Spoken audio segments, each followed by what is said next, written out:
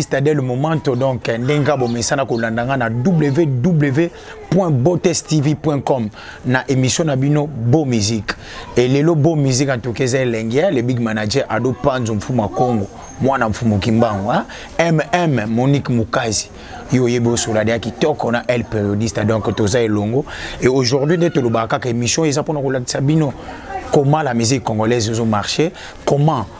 talentier ndenge bazo sala musala pour vous découvrir pe bango comme aujourd'hui na yepena donc rien à dire rien à commenter beaucoup mon on a image beaucoup découvrir donc toi pena na pic wawa groupe moko bomi tuna mais ebimeli wapi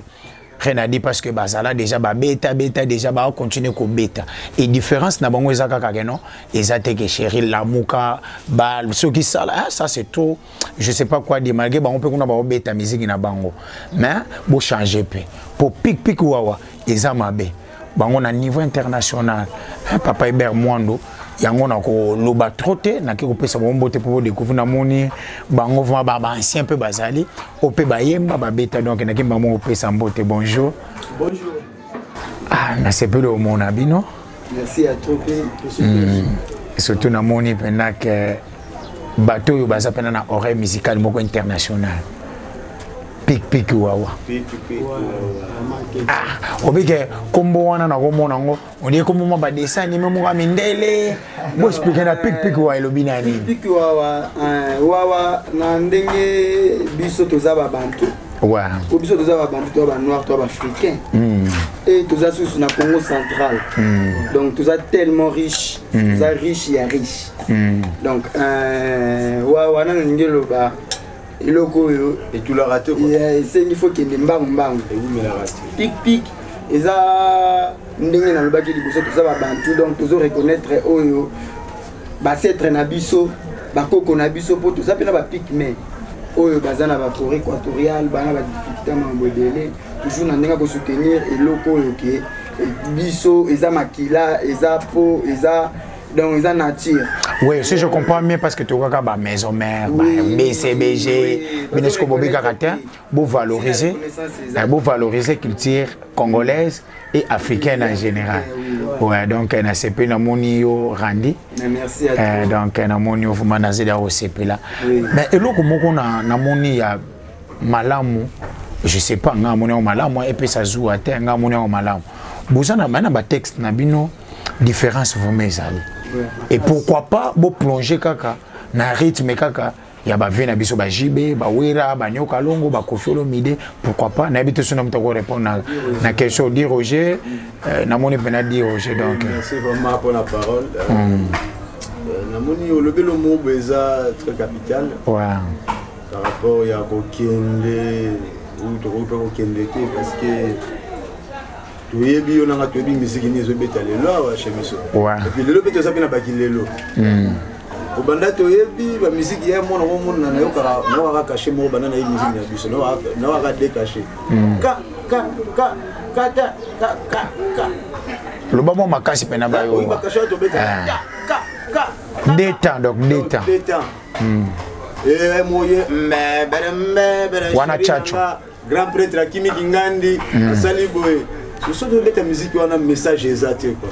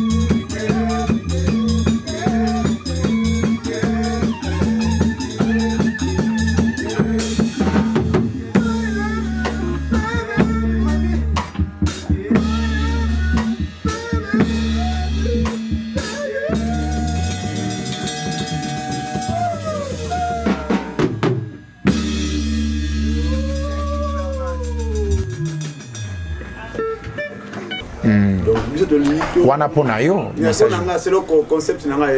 bandeko nyoso ba artiste ba quand ça te que to sali moi critique to sali critique te mais wana ma c'est le moi ba ndenge o ya ma na minimum recherche quoi ya moni ba tous les yaya tous les talentueux au hasard ça la préférer la recherche donc to lingato ça le mongo na lingi susteke na bete le mongo pour toi ebisanga ke le ko na ba bete kyango na kasi tout à l'heure ba ko ba son tant yo ki somo bo blog ka ba sato ngezo beta bo na bite soko lo banani muta beta kia le soko ki li kembe o ezo beta o bite o lo banani muta beta ki donc tu as pour ça blog mongo bo parce que mon client a pour ça ya blog ya sika instrument no benyango komboni satonge na ebi satonge mo ba bete satonge lo koletenga ma il le change papicho wana ba iba na ebi sankara de compte satongo to le bezamba satonge à satonge donc satonge ba satonge c'est pas dit que satonge sko bizana na tunana question mo par rapport à wana ubike mbali bosona mona wa le big manager Ado Panzo mfuma Kongo mwana mfumo Kimbango au senti penake non une créativité vraiment made in Congo RDC voilà made in RDC parce que ba Congo ezami balé mais au made in RDC sko yomo muto sala c'est vraiment invasion yomo muto sala ba talenté bazo invité so la nisu so mona boy masala ngabo ya créer liki mbena yemo mutacha yepe te ko so la naye mais tozana na yo na wana omoni na moni barandi makana na zala ne déjà na découvrir pas talent peine belé c'est vraiment une famille c'est vraiment un frère pour moi mageka ko bika ka mo boa ka ninga melelo to kangani lisusu donc ça peine lengi mais sincèrement abetinga li solo ya papi c'est quoi le truc satonge au découvrir ce que yo tango na ba na ko découvrir na est-ce qu'on a eu qui son nango na yo batena différence on instrument ni mais comment on peut na ozo betango et mo ko tiki guitare na nkata na yo et mo rapidité wana bon on est à professionnalisme donc moni ndeto wani pour travailler na carte na biso tant mususu ba age ko moi na ba petit demi même Moutou les gens qui connaissent comment on a solo mais Moutou c'est comme la moment ça là donc va combattre baza maboé bazo ça là vraiment dans le sens que bah ça là vraiment quoi donc de toute façon tout ça on a pour tout défendre cause bon lelo omoni na sepla mingi na Romeo na sepla mingi na sepla ka vraiment mingi na idéologie na ya vina biso Blaise Bula betande yembande binande omoni lelo tanga pena to pic wa pena to découvrir nano to boyite bozala to ba parler ba to bolikaka ba déparler ba lu bakaka polémique mais lelo pena to découvrir tellement to gida signification ya satonge mais ce que particularité na biso so na ke papa na biso likembe na kati ya musique après na yoki ke dire j'ai bisinga ke mo créer ngo donc moi je comprends pas ko yimba bino no so bozo yimba ko beta guitare bino no so bo do ba guitariste ba drummer no so bino so bozo beta bozo yimba na milike na satonge na likembe vraiment bino mo pe bozo créer qu'est-ce qui fait tout ça balobi ka monde lelo ka ndenge ezokendela tailanga caméra Romeo biswana monde lelo ka ndenge ezokendela image ezali touti musika na monde musical ti lelo tobimisi au moins ba maestro batondi awa pour komisa eloko ezanzaka te wa to mingi bakokata lelo yo soko tali ba vient na biso ba découvrir basongi na bakimboka basanga viango nani sans polémique to lo ba mingi te biso mo ba to ba kongole ikendaka nengwana likembe yango ya likembe oyo ndela découvrir yango ti asali ba mambebele pa yeba mais eza bokoko on a koyé bango monique un jeune asimbi likembe mingi kala wana ba ote ba koko boy te masolo nde jeune na simbi ba koko kindoki mutu mundo akria kate on a ebi biso tout ebi likembe est-ce que ba ngito créer ni likembe nde yango yo zo beta isanga na guitare sa tongi na bandi bo découvrir ka masolo ndenge zala wa toko yoka swango la bike le big manager Ado Panzo mfuma Kongo mwana mfumo Kimbango le vieux songanzi la Mike ikala na France Joboke maman Sandrine Bayekula bino pena kuna botelemi bana bilaka bolbito valoriser bokoko pik wawa pe yango e ko valoriser bokoko sikoyo nagena ko tuna na randi motuna moko boye randi nazo comprendre pik wawa e peut combattre kaka bisika bon en tout cas na question na tuna ngona est-ce que bisika bozala ki bolongwe nazo comprendre ou pik wawa e oui gandinga na kindenge zala kaka na longwe na ngana sali bona nga po di Roger a ebidia ke na sa confiance na mutu na nga toza awa tozali les talentés surtout benga ba les talentés et ça vimani ouais eloko lobi vuma eloko lobi photo expliquer pe ba ko na biso libanda ya mboka na monde entier on a ebi ke tona ba tribélé même au niveau à France et na soit Québec abea Québec ba Hollande de mission de sanité ba vena biso nani vena biso wa banque na Londres belé ba belé ba Hollande faut pas confirmer faut ba on appelle dire Roger on a ça ba on a ba ya toi belé photo ba représenter oh bassiste de orchestre combo Frédéric Bass animateur chanteur Grand Bongo Rémi drummer chanteur Likémis de Bachelet Namoko Randy Orton bino boyebi ninga olorizate masolo ezandengini o eza groupe à formation groupe o eza groupe OK to créer groupe o premièrement pour na ko former ba jeune talent mususu et groupe oyo eza bena ba projet nango eza ko sala eza fo ya na posa ya tourner ya na posa ba soutien ya na posa ya donc en global ya na posa ba soutien ya ba belé et kindi donc groupe ndenge eza bona minute oyo et qui déjà une année ils ont résisté on a vu que belé ba mona ba image une année déjà ya groupe le lobo est OK déjà 2018 il y a 2 ans on a déjà un groupe donc groupe o biso to longwete biso toza kaka na kati ba groupe to sala ka ba tourner toza kaka na kati ba groupe to sala ka ba tourner to évoluer nango toza kaka wana to longwete mais to ye ko sala susu eloko e pona ba jeune talent po toza na bato o déjà que bana ba ndetinga ngana na groupe na nga na sala ka tourner ye na groupe na sala ka tourner ye ana groupe na sala ka tourner likembe konono staff tozalaki staff benda bilili e kabwanaki e komaki de yaki ngongwana et staff benda bilili donc biso comme toza ba pro o to bandaki di racine banda staff benda bilili donc to sangani lisusu pour to sala susu eloko moko pona ko exploiter ba jeune mususu onan ba ba sali carrière mais bana talent donc to roi Frédéric ana talent na e sengi faut to exploiter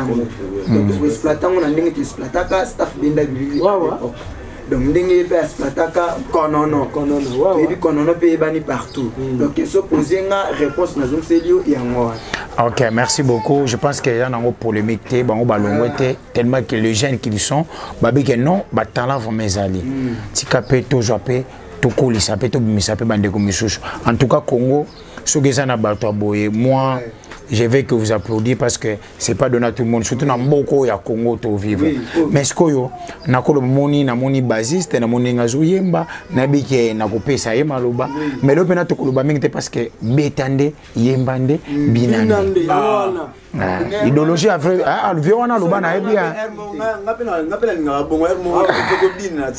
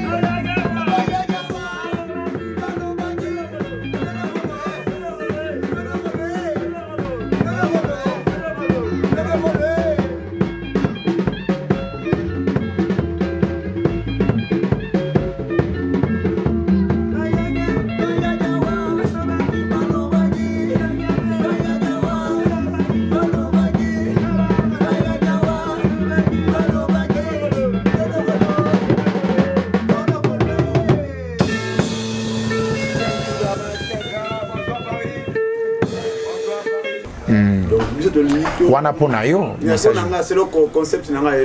bandeko nyoso ba artiste ba kanisa te que to salimo critique to sal critique te même wana ma c'est le mo bandenge o yanga na minimum recherche quoi ya moni ba tous les yaya za tous les talentueux au hasard ça a préféré la recherche donc to linga to ça le mongo na lingi susteke na bete le mongo pour mutu wa bisanga ke et le kona ba bete kyango nakasi tout à l'heure bakoka bason ntango oyoki somo boya biloko kaka basatongi ezobeta boye nayebi te soko oloba nani moto abetaki ya me soko okili kembe oyo ezobeta oyebi te okoloba nani moto abetaki donc toya posa biloko moko boye parce que mokili ya na posa ya biloko ya sika instrument wana obengi yango kombo nini satonge nayebi satonge mo babete satonge elokolo etengama ilelo echange papicho wana bayiba nayebi sankara de compte satonge tolobeza ma satonge ya satonge donc ça tolobeza satonge c'est pas dit que satonge sko bizana na tuna na question par rapport à wana ubike mbali bosona mona wa le big manager Ado Panzo mfumo Kongo mwana mfumo Kimbango au senti pendant non une créativité vraiment made in Congo RDC voilà made in RDC parce que ba Congo ezami balé mais oh made in RDC sko yomo muto sala des vraiment invasion yomo muto sala batalantie baza bato bazoyeba te solandi susu omona boye masala nga boye akreaka liki mbe na ye mo mutachaka ye pete kosolola na ye mais tozana na yo na wana omoni barandi makana na zala déjà na découvrir patala pene belé c'est vraiment une famille, c'est vraiment un frère pour moi. Mageka ko bika ka mo boa ka ninga melelo to kangani lisusu donc ça pene lengi mais sincèrement abetinga li solo ya papi c'est quoi les trucs ça tongue au découvrir ce que yo tango na bana ko découvrir na est-ce qu'on a eu qui son nango na yo batena différence on instrument ni mais comment na open na ozo betango et mo ko tiki guitare na nkata na yo et mo rapidité wana bon on est à professionnalisme donc moni ndeto wani pour travailler na carte na biso boy tant mususu ba age ko mo na ba petit demi même Moutou les gens qui connaissent comment on a eu solo mais Moutou c'est comme la moment à Rosala donc va combattre baza maboy bazo sala vraiment dans le sens que bah ça vraiment quoi donc de toute façon tout ça on a pour tout défendre cause mon boy bon lelo omoni na sepela mingi na Romeo na sepela mingi na sepela ka vraiment mingi na idéologie na ya vie na biso Blaise Bula betande yembande binande omoni lelo tonga pena to pic wa pena to découvrir nano to boyite bozala to ba parler ba to bolikaka ba déparler ba lubaka polémique mais lelo pena tonga pena to découvrir tellement to gida signification ya ça tonga mais ce ko particularité na biso so na ke papa na biso likembe na kati ya musique après na yoki ke dire j'ai bisinga ke yo moko créango donc moi je comprends pas ko yemba bino no so bozo yemba ko beta guitare bino no so bo do ba guitariste ba drummer no so bino so bozo beta bozo yemba na milike na sato na likembe vraiment bino moko bozo créer qu'est-ce qui fait tout ça balobi ka monde lelo ka ndenge so kendela tailanga caméra Romeo biswana monde lelo ka ndenge so kendela image sali to uti musika na monde musical ti lelo to bimisi au moins ba maestro ba tondia wa pour miselo ko ezanza kata wa to mingi ba kokata lelo yo soko tali ba vient na biso ba découvrir ba songi na ba kimboka ba sanga viango nani sans polémique to lo ba mingi te biso mo ba to ba congolais ikendaka nengwana likembe yango ya likembe oyo ndela découvrir yango ti asali ba mambezele pa ba mais eza bokoko on a connu bango monique un jeune asimbi likembe mingi kala wana ba ote ba koko boy te ma solo de jeune na simbi ba koko kindoki mutu mundu akrea kate on a été biso tout ebi est-ce que bangi to créer ni likembe nde yango yo zo beta isanga na guitare sa tongi na bandi bo découvrir ka ma solo ndenge za wa toko yoka swango la bike le big manager ado panzo mfuma Kongo mwana mfumu Kimbangu le vieux songanzi la Mike ikala na France Joboke maman Sandrine bayekula bino pena kuna botele mi bana bilaka bolbito valoriser bokoko pic wa pe yango e ko valoriser bokoko sikoyo nagena ko tuna na randi motuna moko boy randi nazo comprendre pic wa e yepe combattre kaka bisika bo en tout cas na question na tuna ngona est-ce que bisika bozala ki bolongwe nazo comprendre ou pic wa ye oiga ndenge na kindenge zala kaka na longwe na ngana sali bona nga po di oje a ebidia ke na sa confiance na mutu na nga toza awa tozali les talentés surtout benga ba les talentés et ça vraiment ni ouais eloko lobi vraiment eloko lobi faut expliquer pe ba ko na biso libanda ya mboka na monde entier on a ebi ke tona ba tribélé même au niveau à France na soit Québec abea Québec ba Hollande de mission de sanité ba vient biso nani vient biso ou à banque on a Londres ba Hollande faut pas confirmer faut pas on appelle dire Roger on a ça tourné ba on a ba ya toi et les photos ba représenter oh bassiste orchestre combo Frédéric Bass animateur chanteur Grand Bongo Rémi drummer chanteur Likembe de Bachelet namoko Randy Orton bino boyebi nini olobeza te masolo eza ndenge o eza groupe à formation groupe oyo eza groupe oyo ke to créer groupe oyo premièrement mpona koformer